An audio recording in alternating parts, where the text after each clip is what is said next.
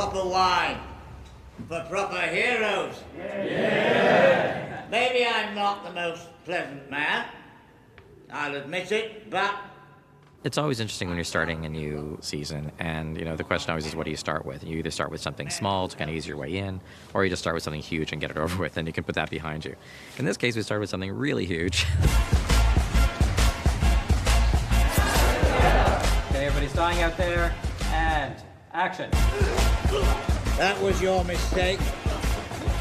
Leave one wolf alive, and the sheep are never safe. And I love that scene, because you come into this and you're like, wait a second, Walter Frey's dead. How is this possible? What's going on? I was thrilled that they'd made a full head prosthetic, which fitted my face, but I looked like David Bradley. As an actor, to really reveal yourself and take another face off your face rather than just pretend, that just made it a lot easier and a lot more fun, I guess.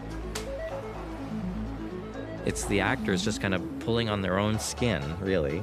And then it's really done in cuts, where the arm movement and where you place the camera, having Walter Frey do that, and then having Arya repeat that, but from a different camera angle that looks like something's come off, and it's very effective. What makes it extremely effective is Maisie's performance, because she just sells it so beautifully. And I love the moment when she turns to Walter's wife and says, When people ask you what happened here, tell them the North remembers. I think it's a great opener for the season. I think it's a great reintroduction to Arya, where she's coming from and where she's heading. She realizes her power, and I guess, yeah, maybe there is the argument that you didn't have to kill the whole Frey army, but they weren't good news. I don't think we'll miss them.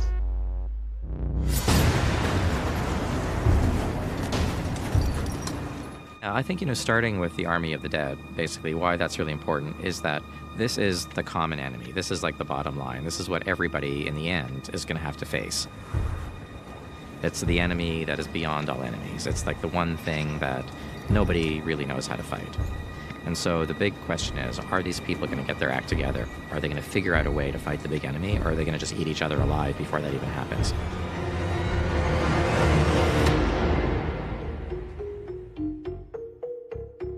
So the Zombie Giants this year, we've got 2 returning cast. We've got Ian White and we've got Neil Fingleton, who was with us on season 4. They're similar makeups, but we have kind of interchangeable little bits and pieces, and we do a slightly different paint scheme. We can have different costume as well. So it's creating 4 different looks. So for the Whites, this year we decided that we'd up our game a little bit, and we've resculpted an awful lot of the zombies, their makeups. They're still very mix and match and generic, because we have a huge amount of stunt guys, but we just thought we would change things up and improve some of the sculpts. It's been a huge production line, but it's something we were able to use a few existing molds and then make a load of new stuff as well.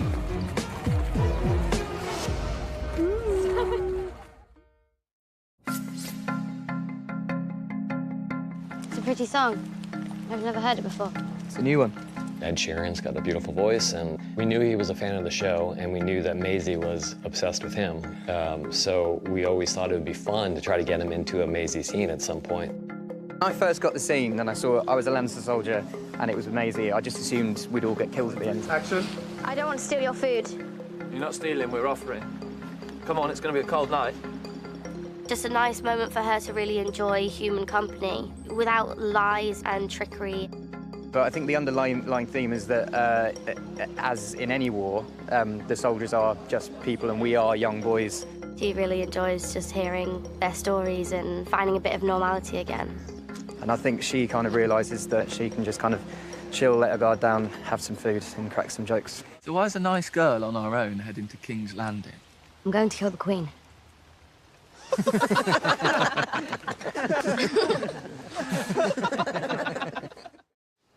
And then to High Garden?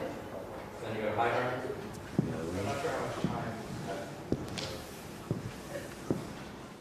What is this? It's what we've been waiting for our whole lives. Shooting that map room scene was a really big thing, and very extensive conversations with Lena and Nikolai about that. You afraid of me? Should I be? There's a great amount of need for revenge for her. Enemies to the south. It's like she needs to put everything to sleep that causes her pain. Enemies to the north. And she's now just on this very driven, focused path to world domination. And of course, we're introducing this whole new set, which is in this courtyard in the Red Keep, where there's a hand-painted map. Of course, you want to show this incredible thing. And also it has great metaphorical value. There she is walking all over the known world when thinking about, ruling it. So you kind of want to do justice to that aspect of it as well. We thought that a painted map on the ground, that seemed like a good idea. Enemies everywhere. We're surrounded by traitors. We knew that Jim Staines, the graphic designer, would create something amazing, and he worked so hard on it. We wanted to have some allusion to the opening title sequence, and that just meant using some of the lettering, some of the imagery, and coming up with good colors, and then working it out basically on a computer. Then we had an image which we could print out, which was the right size. Had to do pseudo-medieval drawings of towns, lots of lettering, lots of conversation with the designer especially. Then we had two guys come in, Dave Packard and Greg Winters, who came in to actually paint the image that I had designed onto the floor. The man who is firmly but politely dismissed at the beginning of the scene by Jamie Lannister is indeed Jim Staines, who designed and created the map to begin with.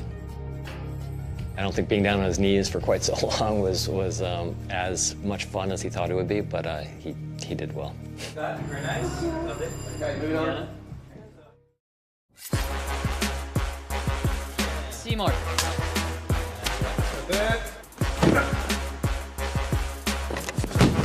There is some fun to be had, I think, in seeing Sam in this new environment where, he really came here to the kind of tower of knowledge to learn the secrets of the known and unknown world. And he's really just, a cog in this machine. Sam has quite a miserable time. A man's dreams not matching up to the reality. We don't lean on montage that often in the show, partly because montages, to do them right, take a lot of time and a lot of resources. Bernie came to us at one point and she said, we've got 3.5 days scheduled for this montage, which is a long time to shoot what is maybe a 2-minute montage. In the end, when we cut the scene together, it was hilarious.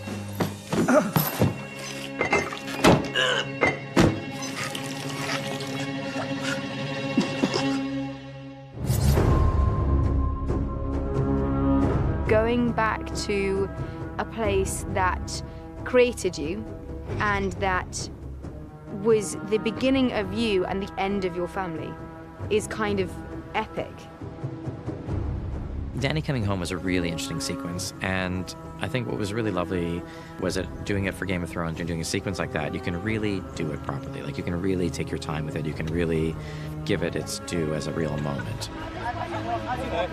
Because there's no dialogue, it puts more weight on Amelia, who's doing all of this with her face and her actions and her movement. It puts a lot of weight on the art department because the place itself is really the other main character. The space has to be something that Daenerys feels very connected to, where everything that she's heard about is suddenly somehow in front of her. That was exciting to do, and the locations that we shot in Spain for it were absolutely stunningly beautiful. We had to find somewhere that had a certain weight and power to it. And when we arrived at Zumaya Beach, the geological formations there are so unique and so special and so interesting that they have a weight to them that I think none of us could ignore. Actually, quite often, we have to split location for the same scene. The end result was we decided that we could do most of what we wanted to do in 2 locations, split between Spain and Northern Ireland. The arrival is shot in Zumaya. You then get up onto the platform, go up a set of stairs, and then we're on stage here in Belfast. And then once she goes through those doors here, then you pick her up again in San Juan, where she goes up the steps to the castle. Those locations together informed, for me, the whole design of Dragonstone. And it all came from those really unique rock formations, which are so, so special and very unique just to that part of the world.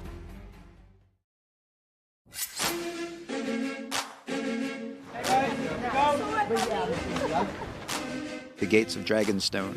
It's probably going to be on film for about 30 seconds, but so much detail and work went into this set. 2 giant dragon heads were carved by our sculpting team. With the most beautiful, big, massive doors that were designed and built here. The locations in Spain had that very strong rock formation, that very strong strated look. And we were able to bring in those beautiful geological formations in those side corridors. We had to use the rocks from the location. We sent out a team of plasterers to Spain. They took impressions of the stone.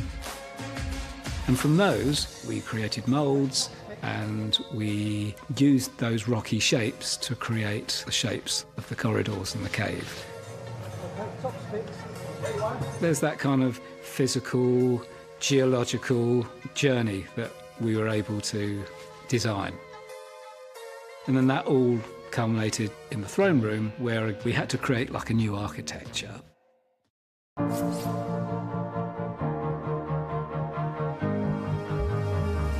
It's a lot of work. It was very, very labour intensive. No, I can do it without looking. Looks brilliant. It's going to be dramatic. Yeah, it's really dramatic. Yeah, the angles are fantastic. Dragonstone, of course, had been established in previous seasons before I came, so we had the Dragonstone map room, so it was already established as a cave-like space. So I wanted this set to sort of start in the cave and grow out of it. And then we were able to bring in those beautiful geological formations in that throne, you know, the Dragonstone throne, which I think is, you know, a really powerful sort of statement. The only directions we gave her was that it should be quite imposing and intimidating, and that the throne would be carved out of the rock, and that was it. And, like, that's all we gave her, and then she went to town with that. The first time we saw it all lit for a scene, that was pretty dramatic. As we were building it, people would walk through this set and they would feel, I feel very uncomfortable here. It's not a room where I want to spend a lot of time.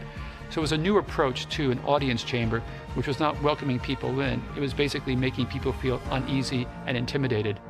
Yeah, I think it's maybe the best set we've ever built. It was really impressive. We couldn't wait to shoot it.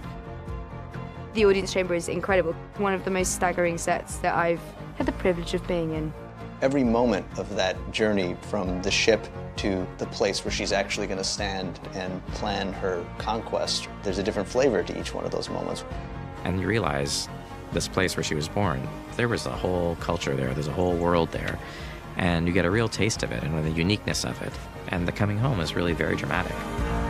Shall we begin?